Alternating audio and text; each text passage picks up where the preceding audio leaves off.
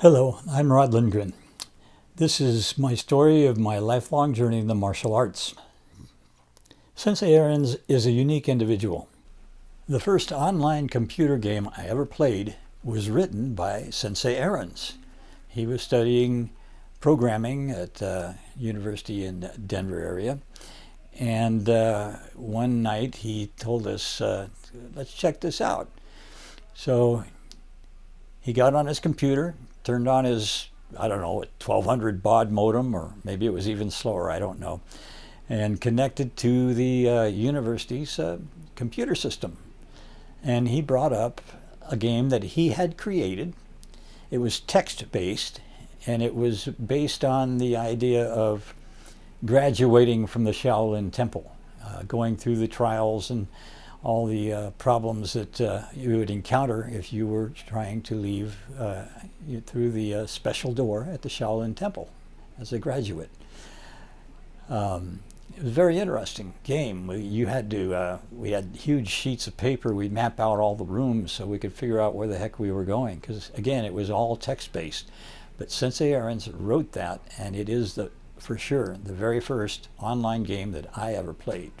During my time with him, his goal was to amass what he called an encyclopedic knowledge of the martial arts. And this wasn't really MMA as such. He wasn't borrowing a technique here and a principle there and so on and so forth. He really wanted to get into the roots of things and really understand these arts. That's what made him such a valuable sensei for me personally. During this time, he became interested in Shotokan karate, JKA. There was a JKA school in Denver, and he approached them and wanted to work out with them and told them what his goal was. I don't know exactly what was said, but the upshot was that they decided they would test him. And he had never had any Shotokan training, but they said, okay, we'll test you. They tested him, came out of the test, a Sandan, third-degree black belt in Shotokan karate. One Christmas, Michi had a club party, all our students and other people associated with her business and her dojo were invited to a party at the dojo, and it was a lot of fun. And one of the guests there happened to be Master Yaguchi, a JKA black belt, very well known. You may remember the name from C.W. Nicole's book, Moving Zen. He figured prominently in that book. He was at this party, and at one point he got up and he said that he would give me a black belt right there in Shotokan if I could tell him the 3 uses of a front punch. I thought about it for a while. Finally, I wasn't sure, so I said, I don't know. So he told us what those uses were. Turns out I actually knew what he was talking about, just hadn't heard it quite in those terms. The following year, Sensei Ahrens managed to get me an invitation to a tournament. It was a JKA tournament, but by invitation, they would have other styles there.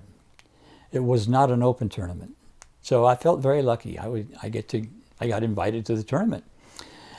My plan was to do one of my favorite katas that I did well in tournaments with at the time, and it was called Kusanku Dai. Now I know what you're thinking. All right? So just bear with me. So I did my kata, and instead of getting my scores, I'm standing there at attention waiting for my scores, and the judges are all busily talking to each other, whispering in each other's ears and whatnot. And I thought, wonder what's going on. I must have really screwed up or something, or I did really great. I didn't know what. Finally, one of the judges came over to me, and he wanted to know the name of my kata.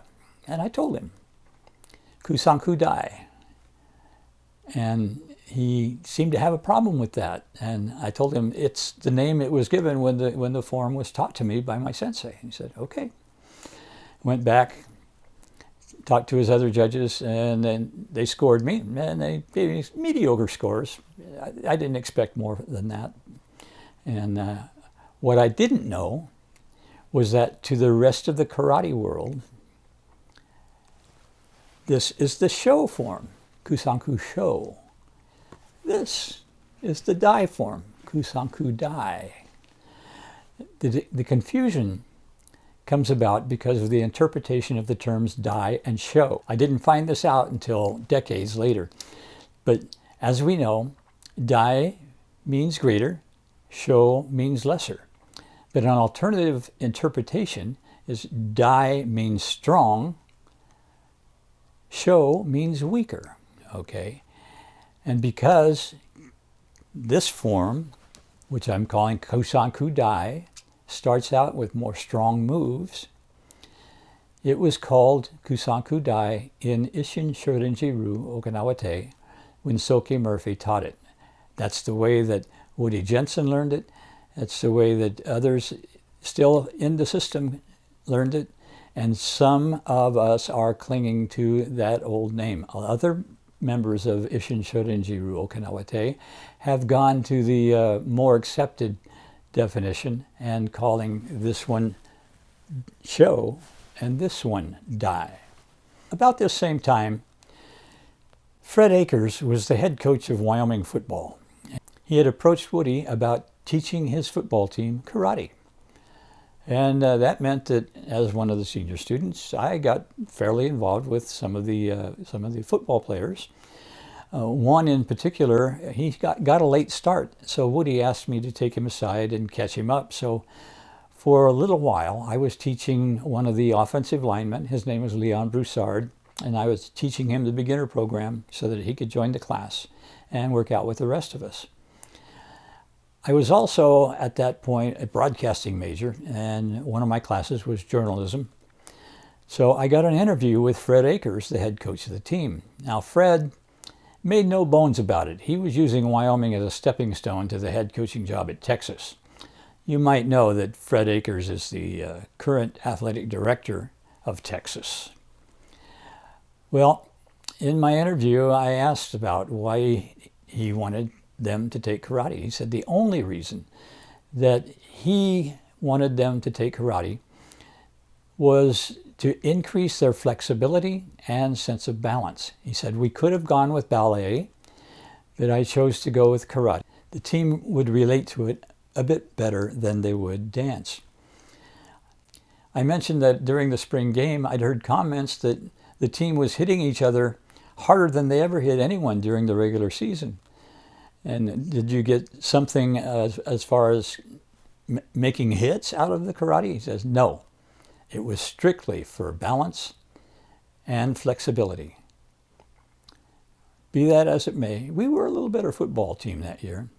I like to think maybe I played a small part in making the team better. As I mentioned before, we would share time sometimes with the dancers, people studying dance.